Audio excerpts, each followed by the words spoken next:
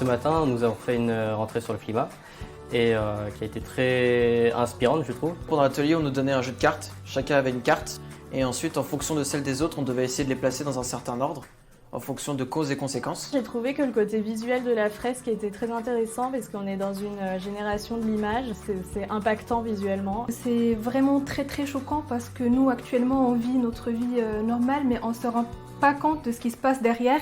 C'était ultra intéressant parce qu'il y avait une sorte d'émulation collective en fait. Chacun avait un peu ses idées préconçues sur l'environnement. Et le fait de dialoguer et un peu de débattre, ça nous permet vraiment de poser un constat collectif qui est assez proche, je pense, de la réalité. Même si c'est pas quelque chose qu'on affronte physiquement tous les jours, que c'est vraiment quelque chose qui se passe et qui continue et qui s'amplifie. C'est assez interpellant comment on arrive à ce point de, au tout départ, un peu d'innocence. On se dit mais c'est quoi cette chose? Pourquoi on a des cartes sous les yeux? Et finalement, d'un coup, on se retrouve à placer les choses et aussi à discuter. Et finalement, on comprend toute la logique et ce que ça veut nous dire à la fin. C'est tellement important. Et là, on s'en rend vraiment compte, en fait. C'est si simple, mais c'est si important que ça fonctionne, quoi. J'ai appris de nouvelles notions. C'est vrai qu'il y avait des phénomènes scientifiques que je ne connaissais pas forcément. Pouvoir interagir justement avec d'autres personnes de ma classe qui viennent de milieux totalement différents.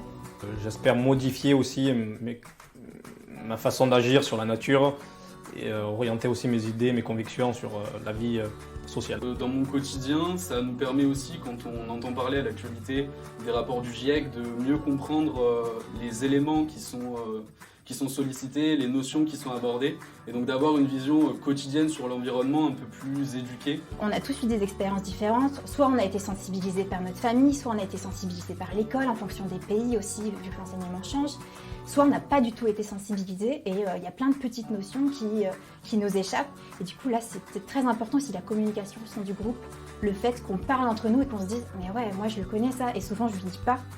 Et je devrais le redire parce qu'évidemment, il y a des gens qui ne connaissent pas ces notions-là.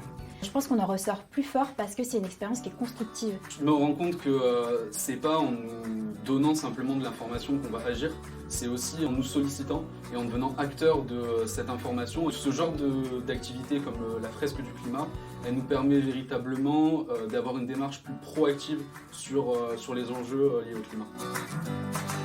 Je vous conseille de venir faire la fresque du climat en groupe avec vos idées préconçues à chacun et en fait de pouvoir les confronter entre vous et de pouvoir vous rendre compte que tout le monde n'a qu'une partie de la vérité et que c'est seulement en échangeant entre nous qu'on va pouvoir avoir une vision réelle, collective de la situation. De toute façon, dès que c'est sous forme de jeu, tout est plus facile. Il faut réagir le plus tôt possible, quoi, dès maintenant. Ça prend pas beaucoup de temps, c'est hyper convivial de le faire en groupe. Ça permet de discuter entre nous sur des sujets de société. Je vous le conseille à tous.